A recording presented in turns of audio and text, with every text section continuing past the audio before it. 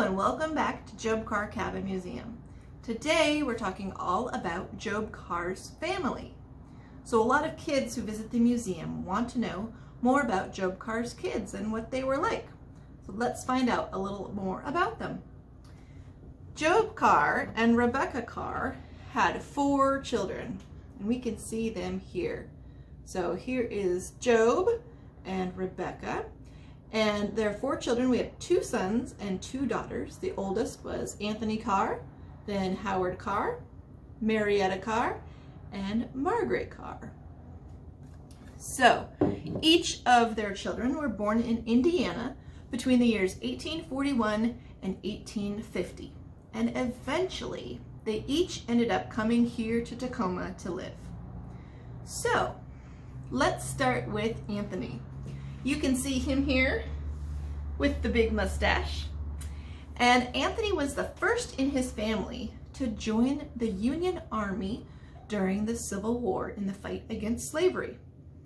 And as a soldier, he was trained as a photographer and a messenger.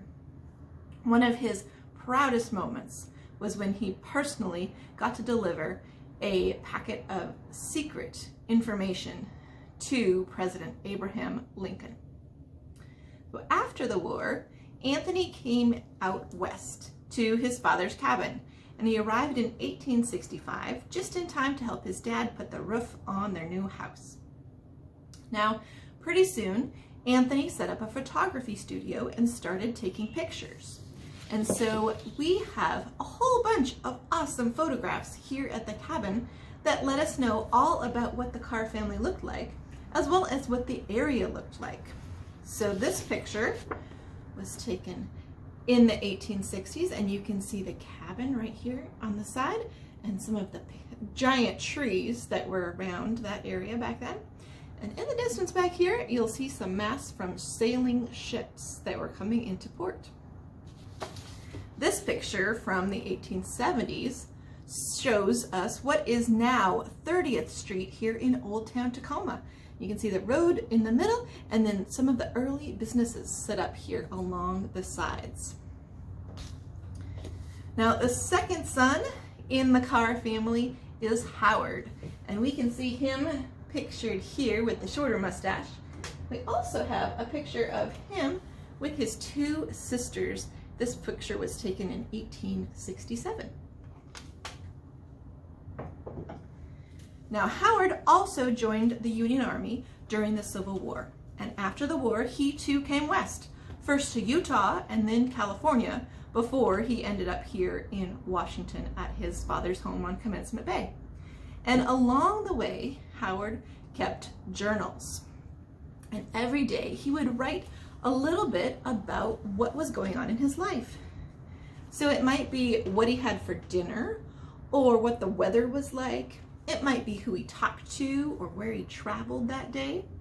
And so it helps us know a lot about what was going on in daily life way back 150 years ago. Now, Howard, when he was in Tacoma here, married a woman named Jane Bradley, and they had 9 children. And some of their descendants still live around here in Tacoma. I've even had kids come and visit me on field trips who are descendants of Job Carr, and they're so excited to tell their classmates that Job Carr was their great-great-great-grandpa. Next, we have Marietta Carr. Now, her nickname was Meddy, and you might know that Job and his 2 sons, Anthony and Howard, traveled on the Oregon Trail to get out here to Washington. Well, Meddy teaches us about a different way that people traveled back then. So the railroad wasn't built yet across the United States. They had lots of trains that were on the east coast of the United States back then, but they didn't have any that were coming out west, and that's why Job and Anthony and Howard took the Oregon Trail. But Meddy took a more comfortable option. She started here in Iowa and went east to New York City. Then she got in a steamship and went south past Florida and Cuba down to Nicaragua. Then she got off the steamship and went across the land there, got in a different steamship to take her up the Pacific coast past Mexico to San Francisco. Then she got in another boat that was a sailing ship to come up here to Washington. And the final leg of their journey was on a canoe to get here to Commencement Bay. Her journey took about 2 months, and even though it was a more comfortable way to travel, Maddie was seasick a lot. All right, so that brings us to our last of the 4 Carr children. We have Margaret. And Margaret had 2 different nicknames that she used during her life. She was known as Maggie or Maud. And she got married in Iowa and then traveled to California with her new husband in the 1860s. Well, in the 1870s, it just wasn't working out for her. So she got divorced from her husband and came north to Tacoma. And she was the last of Job Carr's 4 children to come and live here on Commencement Bay. And we know that the Carr family traveled around a lot. They all ended up here in Tacoma, but it took a lot of different routes to find their way here. And they were living in all different places around the country, from Iowa, Utah, California, and then in here in Washington. And so to keep in touch with each other, they didn't have telephones invented yet, so they couldn't just call each other up. Of course, they didn't have computers and email either, so they couldn't send messages that way.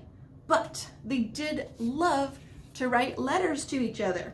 And we have a really lovely collection of letters that members of the Carr family wrote to each other during their lifetimes. We even have this one. It's a really special letter written in 1884 from one of Job Carr's grandkids to his grandma. Now, do you keep records of your life? Do you take pictures? Do you have a diary? Or do you write letters to your friends and family? Well, I challenge you to do so.